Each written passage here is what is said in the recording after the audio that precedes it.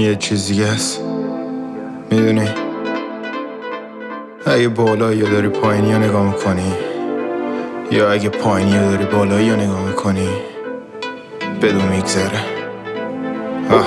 الان منو میبینی نیشم بازه، هر روزم میگردم دنبال اتفاق تازه. میدونی پسر تغییر درد داره، نبودی ندیدی روزایی که نبودم پروانه. هر بارش خواستم تسلیم شم، یه صدایی گفت بهم بیا نزدیکتر. نه نزدیکتر پسر نزدیکتر، انگار نمیگیری اصلا وقت نیست. نه قلبم سرد شده بود و مغزم سبزاره، دیدم رسیدم با آرزوام خرج داره. همه چی رو دادم رفت رو هم و نه، توی دریای سیاه کردم تورم و پن. انگار شب انگار صبح همه فکرم توی، انگار تن و ترس توی مغزم توی، انگار باز با یه پیاده تا مقصد دوید، انگار باز همه کندن و فقط توی. انگار شب انگار صبح همه فکرم توی، انگار تن و ترس توی مغزم توی، انگار باز با یه پیاده تا مقصد دوید، انگار باز همه کندن و فقط.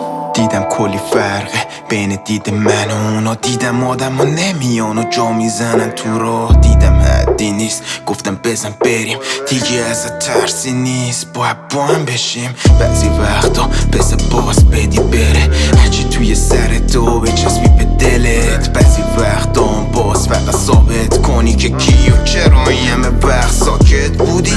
دیدم چطور میرن میرسن میگیرن، آره دیدم چجوری زندگی تو اوج بیرنگ باشه. دیدم چند تا دل کردم جای پیرم باره تا فهمیرم کی باشم که تا آخر با من باشه. توی ذهنم پر صورت کلی خاطره، حس عجیبیه که از همه داری فاصله.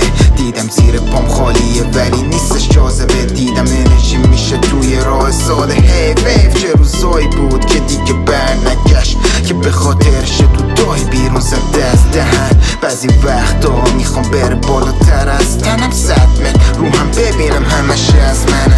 انگار شب انگار صبح همه فکرم توی، انگار تن و ترس توی مغزم توی، انگار باز با یه پیاده تا مقصد دوید، انگار باز همه کندن و فقط توی.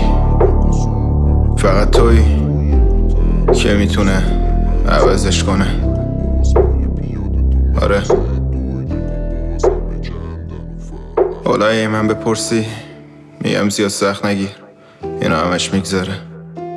چطوریشم فقط به تو بستگی داره.